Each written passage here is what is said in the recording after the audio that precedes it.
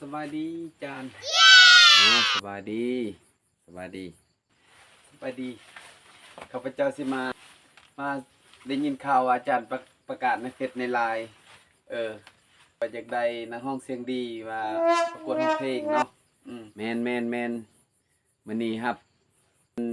นักร้องเนาะนักร้องเสียงดีเสียงใส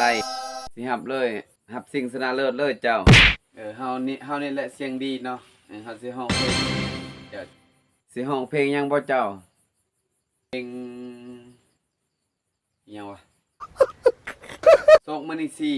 น้อยมณีโซติโอ้จับขอโทษชื่อเพลงแนวใดอยากกันยังเฒ่าเจ้าเฒ่ากันยังอยากโอ้ยไปเลยขอโทษโอ้ได้เฮาขออนุญาตปลุกมันเด้อสิร้องเพลงจ้ะได้เพราะว่าเฮาเสียงโคตรดีเลยโคตรดีปวดห้องแล้วนี่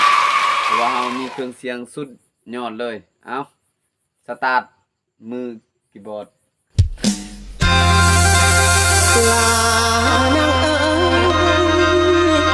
ตั้งแต่ยังหนุ่มน้อยหนุ่มน้อยก็บอกคอยปานใดอายุเกินกายไว้อยากบ่เศร้าสู่วันนี้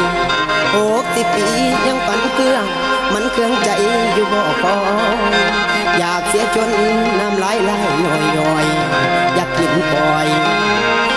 ผู้สาว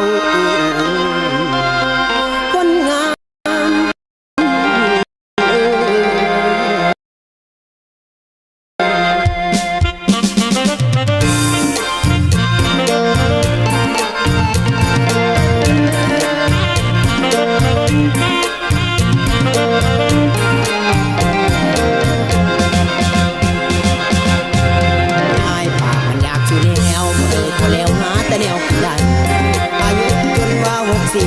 ยังอยากหยิบอยากดวงใจ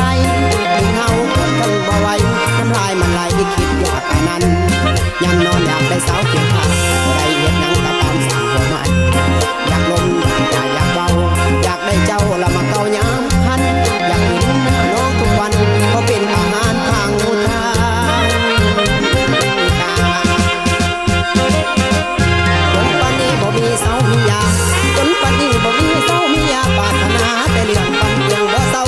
ตื่นมือเศร้าอยากมีหนังเต้นอยากจะเล่นบวยเฮ้ยเฮ็ดดีนะเครื่องเสียงอะนะโอ้ยเกินเสียงค่อยโคตรดีเลยทุกคนฮะ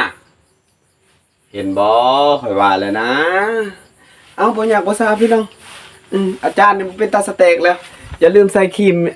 อาบน้ำเด้อทุกคนเด้อโคตรดีโคตรขาวเลยทุกคนผู้ใดมักงามมักรอเนาะทุกคนเนาะครีมอาบน้ำทุกคนขาวอีหลีทุกคนรับประกันได้เลยบ๊ายบาย